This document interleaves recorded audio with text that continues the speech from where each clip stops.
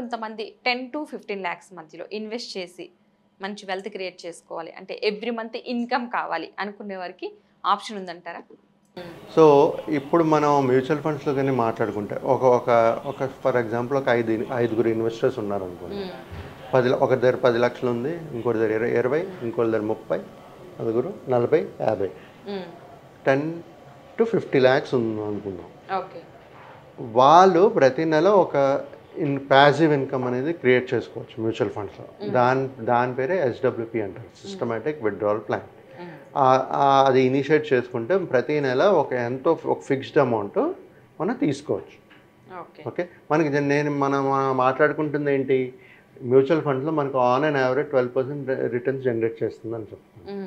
Mutual ఫండ్లో ఏం చెప్తారంటే మేడం, ప్రతి ఒక్క డిస్ట్రిబ్యూటర్ కానీ ఎవరైనా ఎక్స్పర్ట్ ఏం చెప్తారంటే, మీరు మ్యూచువల్ ఫండ్లో ఇన్వెస్ట్ చేస్తూ ఎంతో కొంత 12% రిటర్న్స్ జనరేట్ చేసేటప్పుడు ఒక 6% 5% ఎవ్రీ మంత్లీ ఇన్కమ్ SWP పెట్టుకోండి. మీకు మంత్లీ ప్యాసివ్ ఇన్కమ్ వస్తుంటుంది, plus end of the term అంటే ఫర్ ఎగ్జాంపుల్ మనం ఒక 60 years రిటైర్మెంట్లో పెట్టారా అనుకుందాం.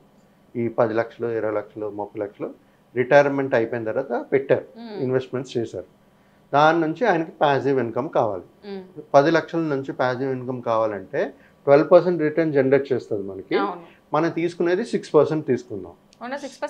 6% SWP అంటే మంత్లీ మనకు వచ్చేటట్టుగా ప్యాసివ్ ఇన్కమ్. అది 6% తీసుకుంటే 5,000 చొప్పున ప్రతి నెల వస్తుంది. 10 లక్షలు పెడతాము, 5,000 ప్రతి నెల తీసుకుంటారు. ఎన్ని సంవత్సరాలు?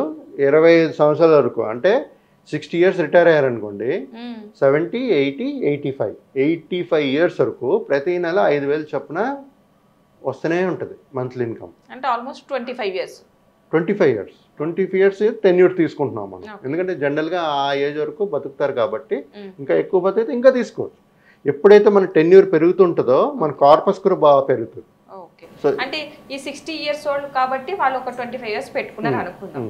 ఇన్ కేసు ఇంకొంచెం ఏజ్ తక్కువ, వాళ్ళ దగ్గర ఎంత బల్క్ అమౌంట్ వచ్చింది, ఒక 40 years ఉన్నాయి, వాళ్ళు ఒక 10 lakhs పెడదాం అనుకుంటున్నారు, వాళ్ళు కూడా అట్లా తీసుకోవచ్చు. వాళ్ళకి ఇంట్రెస్ట్ ఏమైనా పెరుగుద్దా?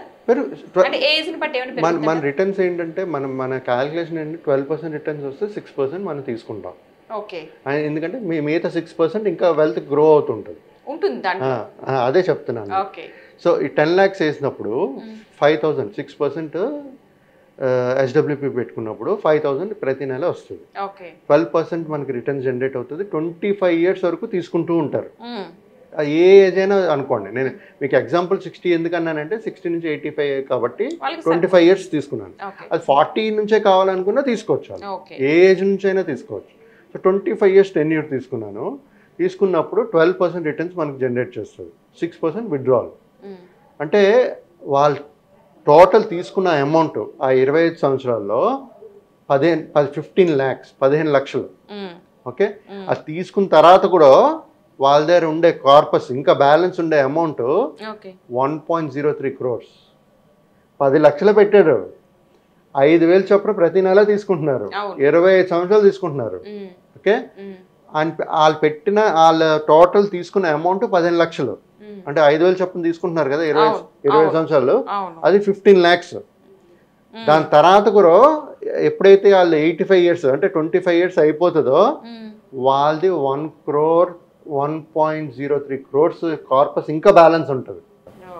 మంచి ఇన్ఫర్మేషన్ ఇచ్చారండి. Thank you so much. Thank you అండి.